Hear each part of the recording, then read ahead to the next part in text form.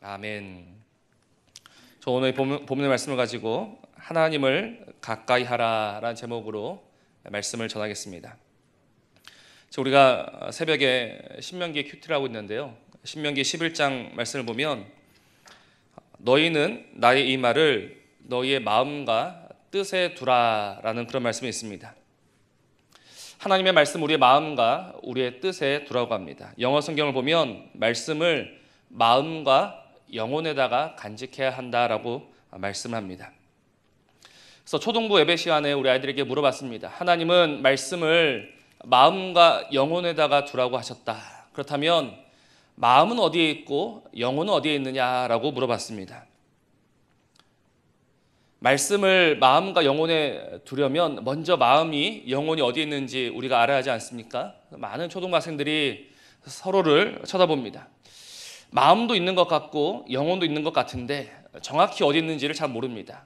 어떤 친구는 손을 가슴에 얹기도 하고 또 어떤 친구는 손을 머리에 얹어보기도 합니다. 그래서 그 모습이 너무 사실 귀엽고 사랑스러웠습니다.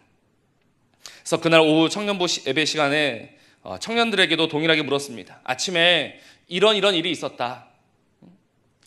마음과 영혼을 찾아하는데 초등부 친구들은 손을 가슴에 얹기도 하고 또는 손을 머리에도 얹더라. 초등학생들은 모른다 쳐도 적어도 성인이 된 너희들은 이제는 알아야 하지 않겠느냐? 어디에 있다라고 생각하느냐라고 물었습니다. 근데 그 청년들도 동일하게 가슴에 손을 얹기도 하고 머리에 손을 얹기도 했습니다. 그러면서 혼란스러워합니다. 정말 여기가 마음의 문인가? 정말 여기가 영혼의 문인가? 답을 얻지를 못합니다. 오늘 이 자리에 오신 우리 성도님들에게도 동일한 질문을 드리고 싶습니다. 하나님께서는 하나님의 말씀을 우리의 마음과 우리의 영혼에다가 차곡차곡 쌓아야 한다라고 분명히 말씀하셨습니다. 그러면 오늘 나의 마음과 나의 영혼은 어디에 있습니까? 어디에 있기에 우리는 그 문을 열고 거기에 말씀을 채워 넣을 수 있을까요? 어떻게 생각하십니까? 적어도 오늘 이 자리에 오신 분들 아무도 가슴이나 머리에 손을 얹으신 분들은 없습니다. 그러면 어디에 있겠습니까? 어디에 그 마음과 영혼의 문이 있을까요? 우리는 어렵다라고 생각하지만 성경은 이에 대한 명쾌한 답을 주고 있습니다.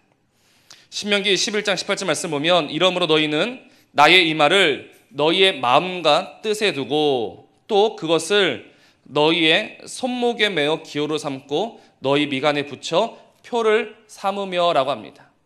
오늘 이 말씀에 정답이 있습니다. 우리의 마음과 우리의 영혼 어디에 있느냐? 오늘 말씀은 우리의 손목과 우리의 미간에 있다라고 말씀합니다. 왜 말씀을 마음과 영혼에 두라라고 말하고 곧 이어서 손목에 메고 미간에 붙이라고 말을 했겠습니까? 이렇게 말씀한 바로 그 손목과 그 미간이 마음의 문이자 영혼의 문이다라는 것을 오늘 우리에게 가르쳐 주는 것입니다. 사실 이 말씀은 문자적으로 손목이 미간이 마음과 영혼의 문이다라는 그런 의미는 아닙니다. 오히려 이것은 상징적인 의미입니다. 무엇을 상징합니까? 바로 오늘 우리가 무엇을 가까이 하느냐에 따라서 오늘 우리가 말씀을 가까이 하면 오늘 우리의 마음과 영혼에 말씀이 채워진다는 것이고 오늘 우리가 엉뚱한 것을 생각하거나 엉뚱한 것을 가까이 하면 오늘 우리가 모르는 사이에 우리의 마음과 영혼은 그 엉뚱한 것으로 물들게 되어 있는 것입니다. 그렇기 때문에 하나님은 그 말씀을 손목에 메고 미간에 붙여서 우리의 마음과 우리의 영혼에 차곡차곡 쌓아야 한다라고 말씀하셨던 것입니다. 말씀을 가까이 하면 그 말씀이 우리의 마음과 우리의 영혼에 채워지는 줄로 믿습니다. 담임 목사님께서 일전에 아주 충격적인 비유를 말씀하셨던 적이 있습니다. 담임 목사님 앞에 성경책과 음란 잡지가 놓여 있다면 과연 목사님은 무엇을 택하실 것인가? 제가 이 설교를 들으면서 깜짝 놀랐습니다. 왜냐하면 혹시 목사님이 성경책이 아닌 다른 것을 잡는다라고 말씀하시는 그 순간 그 분위기는 상상할 수 없었을 것입니다. 근데 목사님이 아주 현명한 답을 주셨습니다. 무엇이라고 말씀하셨습니까? 바로 가까이에 있는 것을 잡을 수밖에 없다라고 하셨습니다. 아무리 목사라 하더라도 음란자치가 가까이 있으면 그것을 잡아서 읽게 되는 것이고, 또 성경이 가까이 있으면 성경을 읽게 되는 것입니다. 그렇습니다. 그것이 바로 정답입니다. 오늘 우리가 무엇을 가까이 하느냐에 따라서 우리의 인생은 결정되어집니다. 말씀을 가까이 하면 내가 의식하건 의식하지 못하건 우리의 마음과 영혼은 무엇으로 가득하게 되겠습니까? 하나님의 말씀으로 가득하게 됩니다. 오늘 우리의 마음과 영혼이 말씀으로 가득하니 그 인생이 시편 1편의 말씀처럼 시냇가에 심은 나무처럼 철을 따라 열매를 맺고 잎사귀가 마르지 아니하는 그 복된 삶을 살게 됩니다. 반면 말씀이 아닌 다른 것을 가까이 하면 그것이 무엇이든 간에 결국 우리를 망하는 자리로 이끌어 갈 것입니다. 아무리 좋아 보이고 또 설령 그것이 좋은 것이라 하더라도 하나님의 말씀이 아니고서는 우리를 그 생명으로 이끌어 갈 수 없기 때문에, 우리를 하나님에게로 인도할 수 없기 때문에 결국은 망하고 맙니다. 왜냐하면 사람은 하나님의 말씀이 아니고는 살 수 없는 존재로 지음받았기 때문에 그렇습니다. 그럼 우리는 이 시간 정말 내 마음과 내 영혼을 하나님의 말씀으로 가득 채우겠노라라는 이 거룩한 결단으로 말씀을 들어야 합니다. 오늘 우리가 이 말씀 앞에 나아갈 때 말씀을 통하여 더욱 하나님을 가까이 하게 될 줄로 믿습니다. 그럼 우리에게 야고보 사도는 오늘 무엇이라고 권면하고 있습니까? 오늘 8절 말씀 보면 하나님을 가까이 하라, 그리하면 너희를 가까이 하신다라고 말씀합니다. 그렇습니다. 우리는 무엇보다도 하나님을 가까이 해야 합니다. 오늘 우리는 그 하나님을 가까이 해야 합니다. 그렇다면 우리는 먼저 이런 질문을 해봐야 합니다. 나는 하나님을 가까이 할 수 있는 존재인가? 나는 정말 하나님 앞에 나아갈 수 있는 존재인가? 이 문제는 상당히 중요한 문제입니다. 왜냐하면 하나님은 우리가 함부로 가까이 할 수 있는 그런 분이 아니기 때문이죠. 시내산에서 하나님을 마주했던 이스라엘이 무엇이라고 고백합니까? 더 이상 하나님 앞에 설 수 없다라고 합니다. 하나님 앞에 서면 이제는 죽을 것 같다라고 이야기를 합니다. 이처럼 크고 높으신 하나님 앞에 서는 것은 두려움 그 자체입니다. 누구도 하나님을 가까이 할 수가 없습니다. 그럼 우리는 어떻게 하나님을 가까이 할 수가 있는가? 오늘 우리가 하나님을 가까이 할 수 있는 유일한 이유는요, 바로 하나님의 허락이요, 하나님의 용납 때문입니다. 하나님이 우리를 받아주셨기 때문에 오늘 주의 보혈을 의지하는 자는, 주의 보혈을 가지고 나아가는 자는 그 사람이 누구든 개의치 않고 하나님이 허락하여 주셨기 때문에, 하나님이 받아주셨기 때문에 우리는 얼마든지 나아갈 수가 있는 것입니다. 그러므로 오늘 우리가 하나님께 가까이 나아갈 수 없다라고 말하시면 안 됩니다. 하나님은 나를 만나주시지 않는다라고 이야기하셔도 안 됩니다. 그런 말들은 하나님의 약속을 모르는 자들이 하는 말입니다. 하나님의 약속을 알고 하나님의 약속을 믿는 자들은 힘써 하나님 앞으로 나아갑니다. 가까이 나아갑니다. 그렇게 하나님 앞으로 나아가는 것은 하나님께 허락받은 저와 여러분들의 권리이자 의무이기도 합니다. 그럼 우리는 얼마든지 담대히 은혜의 보좌 앞으로 나아갈 수 있음을 믿고 나아가야 합니다. 그러면 하나님 앞으로 나아가는 것은 무엇인가? 어떻게 해야 하나님을 가까이 할 수 있는가? 오늘 본문은 세 가지로 이 의미에 대해서 우리에게 말씀합니다. 어떻게 해야 하나님을 가까이 하는 것인가? 첫 번째는 겸손입니다. 오늘 6절 말씀 보시겠습니다. 그러나 더욱 큰 은혜를 주시나니 그러므로 일렀으되 하나님이 교만한 자를 물리치시고 겸손한 자에게 은혜를 주신다 하였느니라. 오늘 우리가 잘 알고 있듯이 하나님이 싫어하시고 하나님이 미워하시는 것이 무엇입니까? 그것은요, 바로 교만입니다. 하나님은 교만한 자를 물리치시고 멀리하시죠. 그러나 보십시오, 겸손한 자에게는 은혜를 주신다라고 말씀합니다.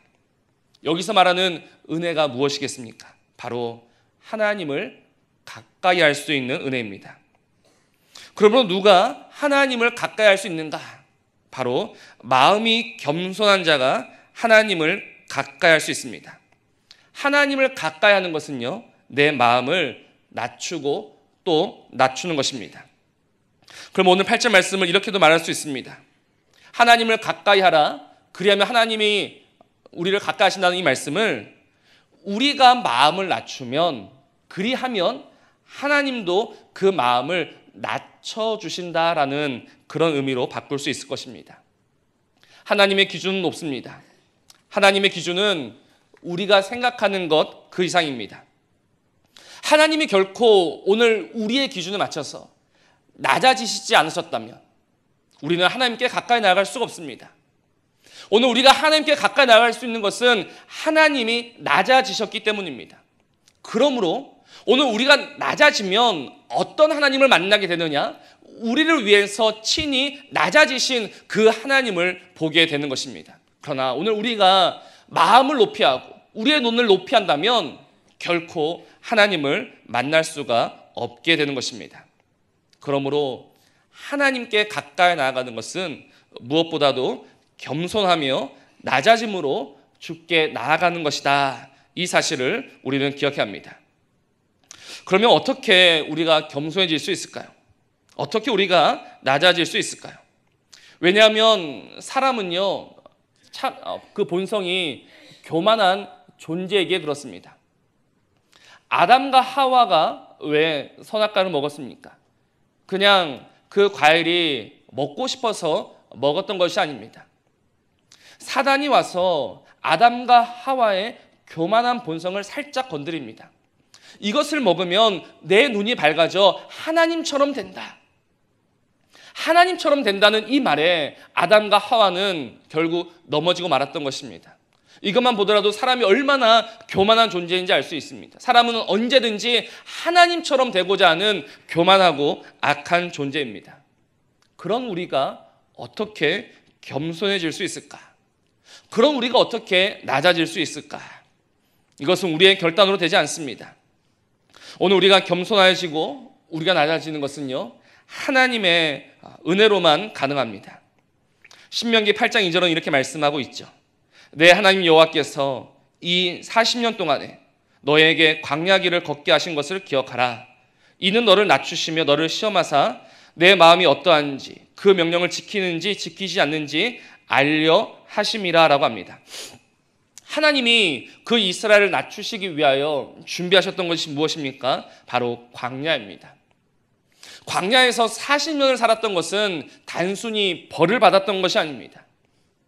하나님은 그 40년 광야 생활을 통하여 이스라엘을 낮추시고 또 낮추셨던 것입니다. 그러므로 오늘 우리가 하나님께 가까이 나가기 위해서 우리는 낮아져야 하는데, 우리는 겸손해져야 하는데, 우리가 그렇게 할 수 없기 때문에 하나님은 오늘 우리에게 무엇을 주실까요? 바로 우리의 삶에 광야를 주고 계신다는 사실입니다. 오늘 우리가 만나고 있는 이 광야가 무엇이든지 간에 정말 이 광야를 지나면, 이 광야를 온전히 걸으면 그 결과가 무엇이냐? 하나님을 가까이 할 수 있는 것입니다. 그러므로 정말 오늘 우리가 만나는 그 광야가 어떤 광야이든 간에 기뻐하며 감사하며 그 길을 걸어가는 저와 여러분이 바랍니다. 단순히 이 광야길이 어렵고 힘들고 쓰라린 길이 아니라 오늘 이 길을 통하여 우리가 하나님을 가까이 할 수 있다라는 믿음을 가지고 이 광야길을 걸어간다면 이 광야길은 얼마든지 감사하며 찬송하며 살아갈 수 있다라는 것이죠. 분명 힘이 들 것입니다. 분명 어려울 것입니다. 그러나 이 고난이 끝이 아니고 오히려 이 고난과 이 광야를 통하여서 주를 더욱 가까이 할 수 있음이 우리의 기쁨이요 우리의 행복입니다. 그러니 우리는 어떤 광야를 만나든 기뻐하며 감사합니다. 특별히 우리가 사람의 광야를 기뻐할 수 있었으면 좋겠습니다. 하나님께서 오늘 우리에게 주시는 광야 가운데 정말 많은 사람들이 경험하는 광야가 어떤 광야인가? 생각해보면 결국 사람의 광야라는 것입니다. 제가 얼마 살진 않았지만 결국 우리의 문제가 다 어디에서 비롯된다고 생각하십니까? 결국은 사람입니다. 지금 우리나라는 공무원 열풍이 불고 있다고 해도 지나친 말이 아닙니다. 가장 선호하는 배우자가 공무원이다라고 합니다. 그런데 정말 그 공무원들 분은 오늘 내가 공무원이 되면 정말 모든 문제가 해결되고 정말 나는 행복한 삶을 살아갈 수 있을 것인가? 그렇지 않더란 것이죠. 제가 아는 분들 중에도 결국 그 좋은 공무원 자리를 내려놓는 분들이 있습니다. 내려놓는 분들을 보면 일이 힘들어서가 아니라 결국은 사람 때문에 그 일을 다 내려놓고 포기하더란 겁니다. 사람 때문에 공무원도 포기하고 사람들 때문에 그 들어가기 어렵다는 대기업 직원도 포기합니다. 그만큼 사람의 광야는 우리에게 있어서 참으로 크게 또 어렵게 다가옵니다. 그러나 오늘 우리는 하나님을 믿습니다. 하나님을 믿는다는 말은 무엇입니까? 오늘 우리가 만나는 어떤 만남이라 하더라도 그 만남은 결국 하나님의 섭리요 하나님의 계획 안에 있음을 믿는 것입니다. 하나님이 왜 그 사람을 나에게 붙여주셨는가? 하나님이 왜 그 사람을 만나게 하셨는가? 하나님이 준비하신 그 사람의 광야를 통하여서 하나님은 우리를 낮추시고 단련시키시며 오늘 그렇게 우리를 하나님에게로 가까이 이끌어가고 계시는 것입니다. 그러니 우리는 어떻게 해야 합니까? 이 사람의 광야를 도망치거나 포기해서는 안 됩니다. 그 안에서 믿음으로 부딪혀야 합니다. 우리 하나님께서 이 사람을 나에게 허락하신 이유는 무엇일까? 정말 수많은 사람 가운데 왜 하필 이 사람을 내가 만나야 했을까? 이유는 있습니다. 이유가 없는 만남은 없습니다. 많은 이유가 있겠지만 오늘 말씀이 우리에게 가르쳐주는 것은 우리를 낮추기 위함입니다. 내가 남을 받아들일 수 없는 이유가 무엇입니까? 내 기준이 높아서 그런 것입니다. 내 눈이 높으니까 사람의 광야가 더 거칠어져만 가는 것이죠. 죄송한 말씀이지만 왜 우리 아내 되신 분들은 남편만 보면 화가 나겠습니까? 이유는 내 눈이 높아서 그런 것입니다. 내 기준이 이만큼 올라와 있는데 그 기준에 한참 미달인 사람을 보면 화가 안 날 수가 없습니다. 그러나 반대로 하나님의 기준에서 생각해 보시기 바랍니다. 하나님의 기준에 합격할 만한 사람이 어디에 있을까요? 모든 사람이 미달입니다. 하나님이 하나님의 기준을 고집하셨다면 우리는 하나님께 가까이 갈 수가 없습니다. 그러나 하나님이 낮아지셨고 하나님이 그 기준을 낮춰주셨기 때문에 우리가 하나님께 나아갈 수 있는 것입니다. 그러니 우리는 어떻게 합니까? 낮아져야 합니다. 더욱 낮아져야 합니다. 그래서 이 사람의 광야를 통해서 낮아짐과 겸손을 배우며 우리는 하나님께 가까이 나아가는 것입니다. 그러니 누구를 만나시든지 또 어떤 일을 당하시든지 지금 이 순간은 이 광야는 하나님이 나를 가까이 불러주시기 위해서 그래서 하나님이 준비하셨고 하나님이 예비하신 훈련의 광야임을 깨닫고 믿음으로 잘 훈련 받으시길 바랍니다. 그래서 하나님과 가까이 결국은 그 하나님으로 말미암아 살아가는 가장 복 있는 자가 되시기를 주님의 이름으로 소원하고 기도합니다. 두 번째로 하나님을 가까이 하는 것은 무엇입니까? 오늘 말씀은 마귀를 대적하는 것이다 라고 이야기하고 있습니다. 오늘 7절 말씀이죠. 마귀를 대적하라 그리하면 너희를 피하리라 라고 합니다. 저는 이 말씀을 묵상하면서 우리가 늘 하나님 앞에서 했던 수많은 변명과 핑계에 대해서 다시 한번 생각해 보게 되었습니다. 우리는 죄에 넘어지면서 늘 어떤 핑계를 대고 있습니까? 우리는 주로 어쩔 수 없었다라는 그런 핑계를 댑니다. 내가 약하고 내가 불완전하다라는 것을 핑계로 우리는 우리의 죄를 합리화시키려는 그런 경향이 있습니다. 그렇습니다. 우리는 약합니다. 우리는 불완전합니다. 그러나 우리의 약함이, 우리의 불완전함이 핑계가 될 수 없습니다. 우리의 불완전함이 변명거리가 될 수 없습니다. 왜냐하면 결국 우리 마음속에서 그 사단이, 그 마귀가 활개치며 뛰어놀고 있는 이유는 내가 약해서가 아니라 내가 그 사단과 싸우지 않았기 때문입니다. 사단이 지금도 나를 유혹하며 사단이 지금도 나를 잡아 끌고 있는 이유가 무엇일까요? 내가 그 사단의 손을 거절하지 않았기 때문이란 것입니다. 우리는 한 손으로는 사단을 밀어내고 있는 것 같지만 다른 손으로는 혹시 그 사단의 뒤꿈치를 슬그머니 잡고 있지는 않습니까? 한 손으로는 밀어낸 것 같지만 다른 손으로는 그 사단을 꼭 붙잡고 놓아주고 있지는 않습니까? 우리는 오늘 정말 사단을 붙들고 있었던 우리의 손을 보아야 합니다. 그래야지만 그 손을 놓고 그 손으로 하나님을 붙잡고 하나님께 가까이 나아갈 수 있을 것입니다. 어떻습니까? 나는 정말 마귀를 대적하고 있습니까? 미워하고 있습니까? 피 흘리기까지 싸우고 있습니까? 우리는 어느새 우리의 대적과 너무 친밀해지지는 않았는지 모르겠습니다. 왜냐하면 우리의 대적은 우리에게 늘 편함을 주기에 그렇습니다. 조금 전에 하나님은 우리에게 무엇을 주신다고 말씀을 드렸습니까?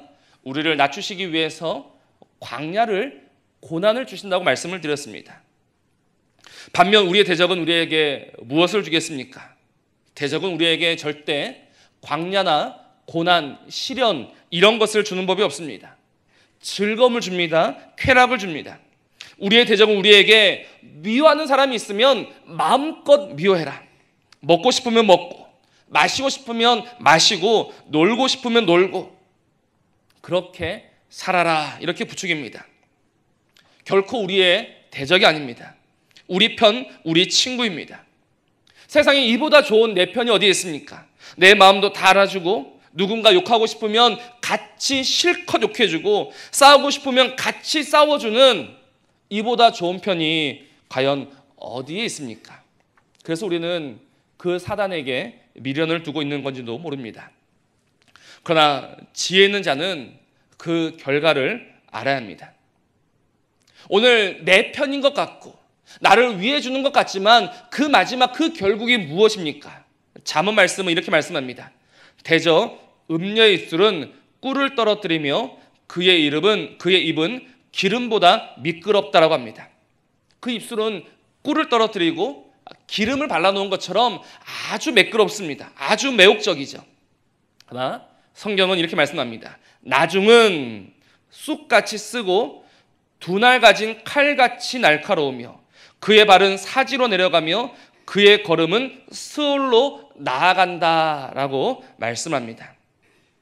지금은 내 편인 것 같고 지금 나를 위로해 주는 것 같고 정말 지금은 내 친구인 것처럼 보이나 결국 우리를 어디로 이끌고 있습니까? 사지와 음부와 스올로, 망하는 길로 이끌어가고 있다는 것입니다. 오늘도 많은 사람들이 이 대적에 속아서 그 스올에 빠져 들어가고 있습니다. 그런데 문제가 무엇이냐? 하나님을 믿고 하나님을 안다는 자들도 오늘 그 속임수에 속아 넘어가서 그 망하는 길에 휩쓸려 살아가고 있다는 것입니다. 우리는 더 이상 그 망하는 길에 휩쓸려 살아가면 안 됩니다. 우리는 싸워야 합니다. 대적해야 합니다. 거절해야 합니다. 이제는 정말 그 사단을, 그 마귀를 붙잡고 있던, 슬그머니 붙잡고 있던 우리의 그 손을 보고 놓아야 합니다. 그리고 이제 오직 우리의 손은 하나님에게로 향해야 합니다. 우리가 그렇게 하면 오늘 말씀은 우리의 대적 마귀가 우리를 피한다라고 말씀합니다. 그렇습니다. 우리의 대적 마귀가 지금도 우리 곁에 들러붙어 있었던 이유는 우리가 그들을 미워하지 않았기 때문입니다. 우리가 미워하면, 우리가 싸우면 그들은 피하고 물러가게 되어 있습니다. 그러나 그들은 완전히 물러가지는 않습니다. 물러가는 척할 뿐입니다. 그들은 배고픈 사자처럼 항상 우리 주변에서 우리를 노려보고 있습니다. 우리에게 약간의 틈만 보이면 또 어느새 우리에게 슬쩍 달라붙어버릴 것입니다. 그래서 우리를 하나님에게서 멀어지게 만들 것입니다. 그런데 우리는 정말 하나님에게 가까이 나가고자 하는 자는 날마다 싸워야 합니다. 그리고 이 치열한 싸움을 통하여서 우리는 비로소 하나님을 가까이 하게 되는 것입니다. 하나님을 가까이 하는 것은요, 결코 저절로 얻어지는 것이 아닙니다. 가만히 있으면 하나님을 가까이 할 수 있지 않습니다. 신명기 4장 7절 말씀은 이렇게 우리에게 도전합니다. 우리가 그에게 기도할 때마다 우리에게 가까이 하셨다라고 합니다.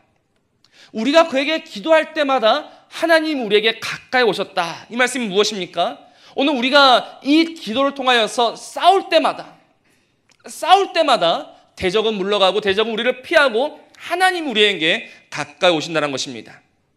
그러니 우리는 힘을 다하여 싸워야 합니다. 날마다 싸워야 합니다. 날마다 기도해야 합니다. 그래서 오직 우리를 그 사망으로 이끄는 그 마귀와 짝하는 자가 되지 마시고 오직 하나님과 짝하며 하나님으로 말미암아 살아가는 저와 여러분이기를 주님의 이름으로 부탁을 드립니다. 마지막 세 번째로 하나님을 가까이 하면 무엇입니까? 그것은 우리의 마음을 하나로 하는 것입니다. 그렇습니다.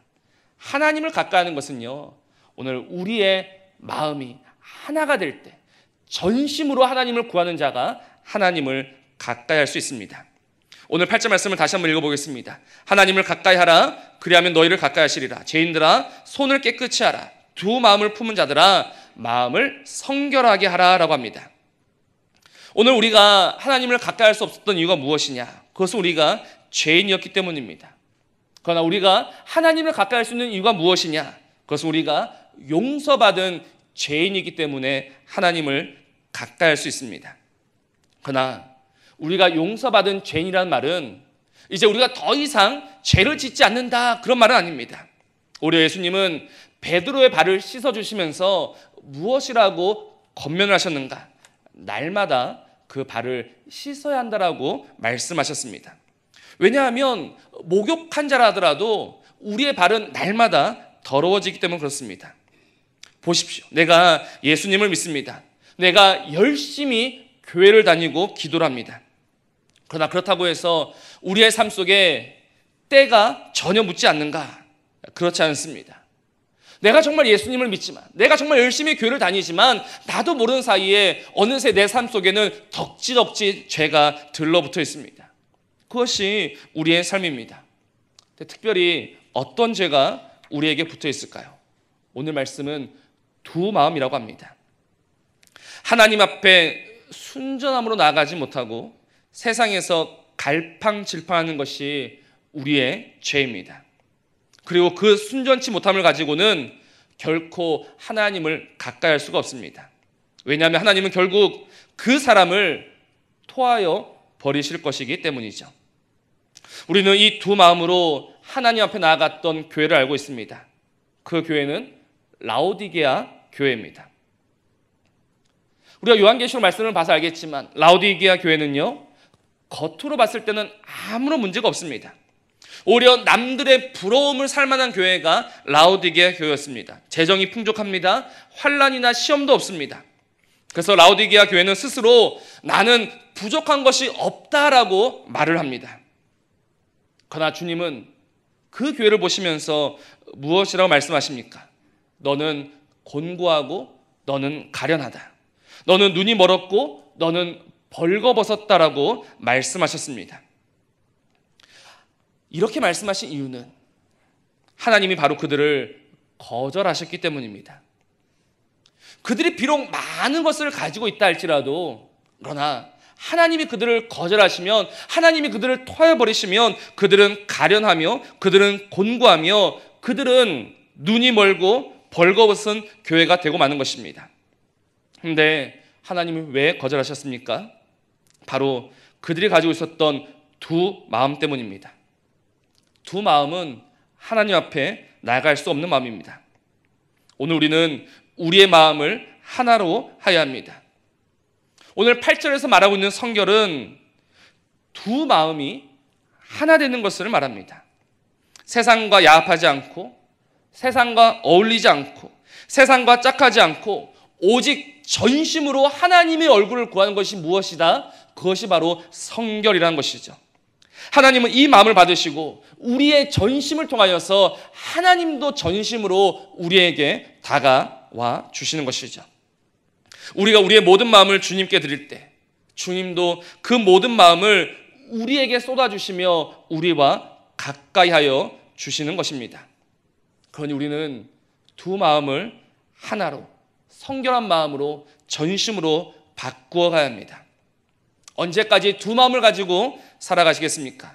언제까지 이 두 마음으로 하나님에게서 점점 멀어지며 살아가실 것입니까? 오직 한 마음으로, 이제는 결단하고, 이제는 오직 주께 나의 모든 것을 내어드림으로 이 하나님과 가까이 하는, 이 하나님으로만 살아가는 저와 여러분이기를 주님의 이름으로 축복하고 기도합니다. 말씀을 맺습니다. 이사야서 55장 6절은 이렇게 말씀합니다. 너희는 여호와를 만날 만한 때에 찾으라, 가까이 계실 때에 그를 부르라, 이렇게 말씀합니다. 만날 만한 때가 있고 가까이 계실 때가 있다는 것이죠. 반대로 이야기하면 하나님을 만나지 못할 때가 있고 하나님을 가까이 할 수 없는 때가 있다라는 것입니다. 그러나 감사한 것은 지금은 어느 때인가? 지금은 여호와 하나님을 만날 만한 때이며 지금은 여호와 하나님을 가까이 할 수 있는 때인 줄로 믿습니다. 정말 이 은혜의 문이 저와 여러분에게 열려 있습니다. 주님께서는 오늘도 저와 여러분에게 내게로 오라라고 말씀하여 주고 계십니다.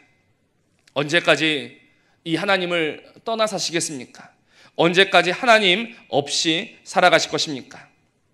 하나님이 너무 멀리 계신다, 하나님이 나를 외면하신다, 이런 말을 하기 이전에 오늘 우리의 모습을 보십시오.